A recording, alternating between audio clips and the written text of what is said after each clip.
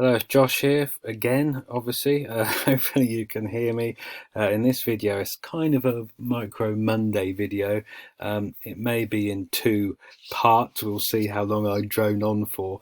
The aim of this one is really just to take a dig within the GG's Gold systems tools, and they call it their query tool, kind of to go through the process I went through when deciding and picking and pondering the 15 handicap trainers that I focused on in the Trainer Profiles 2020, the flat report. I suppose, yeah, that's the aim. If you are interested in system building or ideas or anything else like that, really do keep a notepad handy. I may say things, you may see things on the screen, and you might want to pause. There might be various different things that spark your interest or give you your own ideas, which of course is always an element of my approach, and hopefully you find what I'm about to say and what I'm about to show you of some use. I'll show you kind of the thinking behind picking those 15 handicap trainers, and then I will go into using GG's tools to do a bit of digging into some top level pointers for those 15 trainers and their handicap runners that, again, if you don't have GG's Gold, you can kind of note down if you so wish, to give you some more kind of information and a foundation with which to attack any particular day's racing in particular handicaps. So I'm on GG's Gold on the home page. I'm clicking this query tool in the top right hand corner. And what I'm doing here, firstly, you can generate various different reports. So I'm looking at the last 5 years. I'm going to look at different races down here. I want to sort by handicaps, which is what I'm interested in. And I want to sort by UK, and I want flat turf handicappers. So UK runners, flat turf handicappers, and I can just click generate report here, and that will, or should, in theory, bring up all of the handicap runners and the winners, 12,400 races in that time. And we've got some numbers, some figures or pointers, metrics, I should say, to the right hand side here. Something called actual versus expected, which looks at how an angle is over or underestimated by the market and gives you some idea of whether you're backing horses and whether the angle fires out horses at a bigger price than they should be, and that can give you some confidence moving forward that you're tapping into a profitable angle. Of course, you need to make sure the angle has logical sense and a foundation, but that's probably a video for another day. There's something called impact value, which is the impact of a particular rule or setting or individual, even the impact of a particular factor on the results. And with all handicappers, as you can see here, as you'd expect, you get a score of 1. That's kind of the average and what you'd expect for all handicappers. And when I start to dig into trainers, I can look at the impact that particular trainers have had, and whether their handicap runners outperform all of the handicappers as a whole. So any number which is bigger than 1 would indicate they're doing better than the performance of all handicappers as they are in this kind of starter set of data.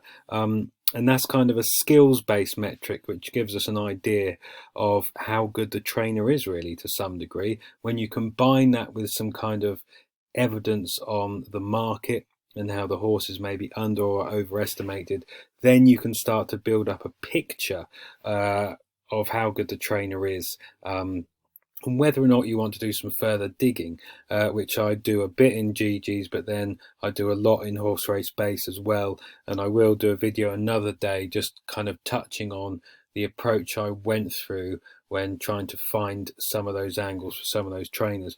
But anyway, I've got this starter set of data as I tick around the 5 minutes.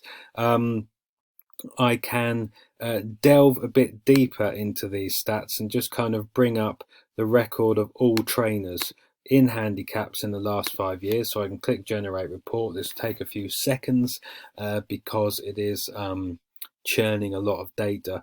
But when that screen comes up, as it has here, I can then start to remove trainers that have a small number of flat runners, so I can look at those with a minimum of 50 runners. Just as an idea, I can update that. Of course, you could, if you wanted to, you could sort by win percentage, each way percentage, profit, AE and IV. You can do all sorts of different things, but you get all of the trainers listed here, and then you can sort by all these columns, up or down. You can look at actual versus expected, so I can click that arrow there. That fires up those who really underperform, and then at the top here we've got those the market really hasn't cottoned on to yet. Mr. Moss's horses perform 52% above market expectations. Remember, this is for all his handicappers, and there's various different things you can think of when doing the research I was going to. Of course, I kind of want a sort of big sample size in which I can dig further.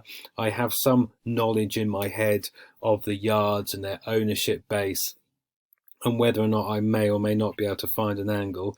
It's not overly scientific, my approach in wanting to find and highlight the 15 trainers I did. There is some method, like I said, explaining the AE, explaining the impact value. But of course, with any kind of trainer research and everything else, there sometimes is a kind of subconscious element bubbling away underneath from various things you've picked up over time.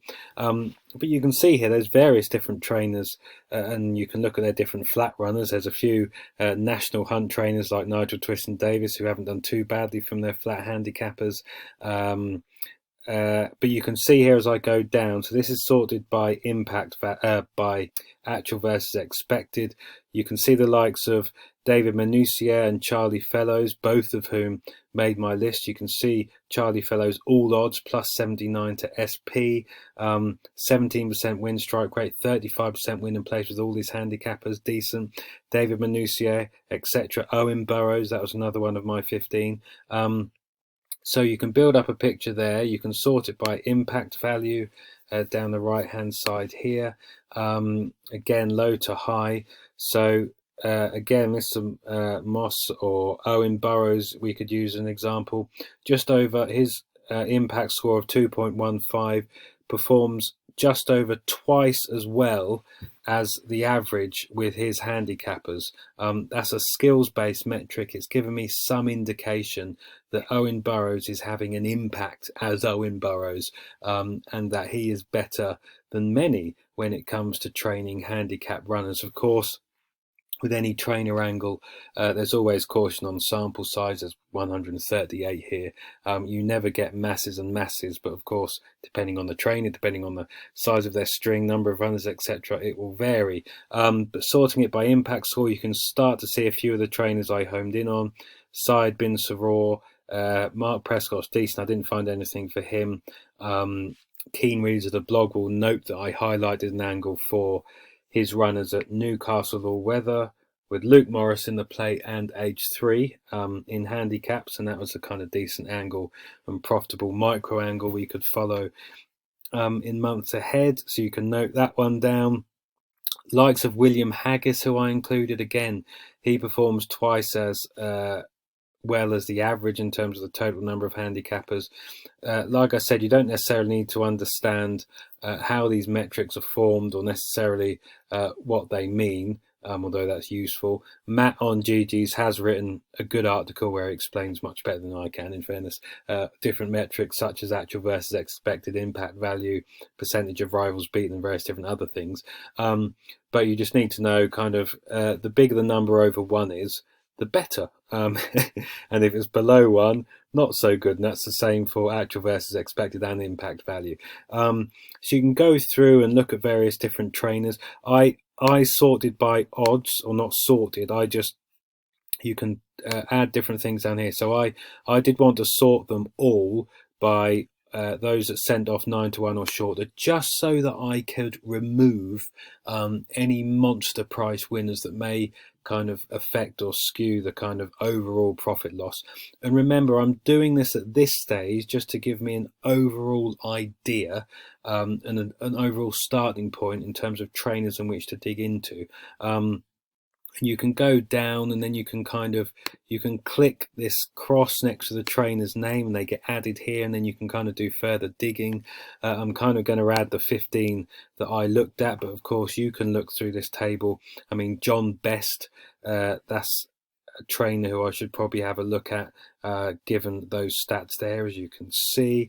I think I had a bit of a dig, but maybe didn't find too much, but I should probably have another look. But I was thinking I wanted some big yards on side, obviously using the AE and the IV scores as some kind of guide for their overall handicap runners, and with these ones we're looking at now, those sent off 9-1 or shorter, that was kind of a starting point. George Scott, David Manusia, these were kind of smaller yards but knew the time of day. Charlie Fellows, John Gosden was a big yard, obviously. I found it interesting that they only performed, well, yeah, 0.10 below market expectations, and I thought there might be some hope there that I could find an angle for John Gosden, especially with that impact score, knowing how good he is with handicappers. Owen Burrows was another one, etc., etc. So you can go through there, and I will do that now. I'll just pause the video and add the 15 in total. So I have added my 15 trainers by clicking the cross next to them. And Roger Charlton was one of them. Again, the impact value, the fact that all of his handicappers only performed 3% below market expectations. The loss to SP was only 14 points from 328. You know, there's pointers there, and the overall idea as what is going to be part one of this kind of two-part video series was to highlight trainers the top level whose stats gave some confidence moving forwards with all of their handicappers, especially when it came to the impact value score, some of the actual versus expected pointers also. Remember, these are for stats for 9-1 and shorter.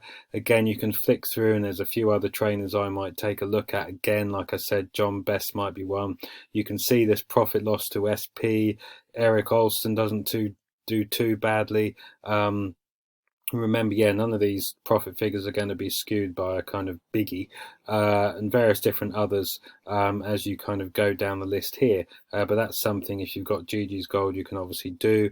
And I've got those 15 trainers to the left hand side. I can generate the report again, and then we're pulling up the stats for just the 15, and you can see the stats below here. As a collective, they nearly performed twice as well as the kind of all handicappers, indicating that as a group they're decent enough. I did then switch over to Horse Race Base, and I used these, I used these plus a few others as a kind of to dig and then to see if I could find an angle. And in another video, I'll show you how to do that.